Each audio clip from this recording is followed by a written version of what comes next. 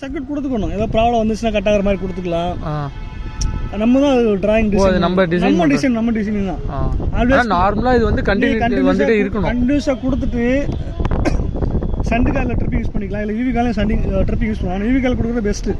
இப்போ ஒரு எக்ஸாம்பிள் வச்சுக்கோங்க, சிங்கனைசி செட்னு வச்சுக்கோங்க. நியூட்ரல் கான்டெக்ட் ஆன் ஆனால் தான் பிரேக் ஆன் ஆகணும் ஒரு லாஜிக். செட் ஆன் ஆகி நியூட்ரல் கான்டெக்ட் ஆன் ஆனால் தான் ஏசிபி க்ளோஸ் ஆகும். நியூட்ரல் கான்டெக்ட் ஆன் ஆகாமல் ஏசிபி க்ளோஸ் ஆனால் 440 ஆகிற வாய்ப்பு இருக்குது. அப்போ ஒரு சேஃப்டி நமக்கு வேணும். அப்போ என்ன பண்ணுவோம், நியூட்ரல் கான்டெக்ட் ஒரு ஆக்சில் கான்டெக்ட் போட்டுட்டு நியூட்ரல் கான்டெக்ட் ஆனாச்சும் அந்த கான்டெக்ட் பிக்கப் ஆகிற மாதிரி பண்ணிவிட்டு அந்த கான்டெக்ட் பிக்கப் ஆனால் தான் யூவி கால் சப்ளை வரும். அப்போ தான் நம்ம பிரேக்கை க்ளோஸ் பண்ண முடியும். ஸோ நம்ம நியூட்ரல் கான்டெக்ட் ஆன் ஆகாமல் பை தவறுதலாக கூட ஏசிபியை க்ளோஸ் பண்ண முடியாது நம்மளால். ஒரு இன்டர்லாக் அந்த மாதிரி.